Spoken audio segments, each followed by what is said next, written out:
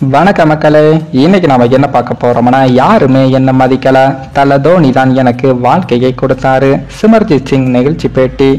அதாவது ராஜஸ்தான் அணிக்கு எதிரான போட்டியில் சிஎஸ்கே அணி 5 விக்கெட்டுகள் வித்தியாசத்தில் அபார வெற்றியை பெற்றது.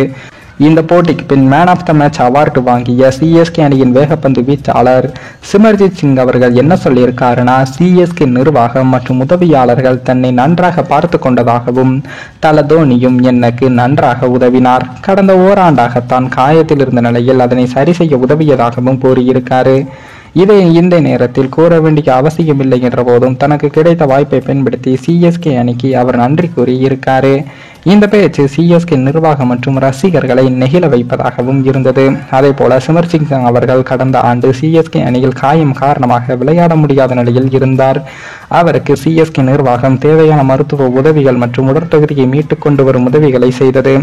2024 ஆண்டுக்கான ஐபிஎல் தொடரில் தனக்கு வாய்ப்பு கிடைக்கும் என்று அவர் காத்திருந்தார்.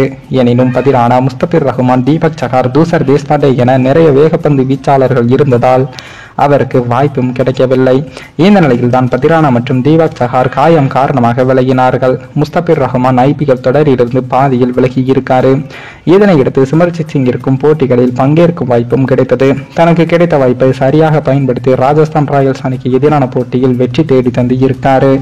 அவர் இந்த போட்டியில் 4 ஓவர்கள் வீசி 26 ரன்களை மட்டுமே கொடுத்து 3 விக்கெட்டுகளையும் வீழ்த்தி ஆட்ட நாயகன் விருதையும் வென்றிருக்காரு. போட்டிக்கு பின் சிமர்ஜித் சிங் அவர்கள் பேசுகையில் என்ன சொல்லியிருக்காருன்னா, நான் சிஎஸ்கே நிர்வாகம், பிசியோதெரபிஸ்ட் மற்றும் உடற்பயிற்சி நிபுணருக்கு நன்றியுள்ளவனாக இருக்கிறேன் என்றும் அவர்கள் என்னை சிறப்பாக பார்த்து கொண்டார்கள். கடந்த ஆண்டு முழுவதும் நான் காயத்தில் இருந்தேன் என்றும் கூறியிருக்காரு. அதன் பின் போட்டி குறித்து பேசிய சிமர்ஜித் சிங் அவர்கள், இந்த போட்டியில் பிச் எவ்வாறு இருந்தது என்பதை நாம் பார்த்தோம். எனவே கேப்டனுடன் நான் பேசினேன், தல தோனியிடமும் பேசினேன். விக்கெட்டுக்குள் பந்து வீச வேண்டும் என நாங்கள் முடிவு செய்தோம் என்று சிமர்ஜித் சிங் அவர்கள் பேசியிருக்காரு. மேலும் இந்த வீடியோ ஏதோ ஒரு விதத்தில் உங்களுக்கு பிடித்திருக்கும் என்று நினைக்கிறேன். நம்ம சேனலுக்கு புதிதாக வீடியோ பார்க்கிறீர்கள் என்றால் மறக்காமல் சப்ஸ்கிரைபர் செய்துவிட்டு பாருங்கள்.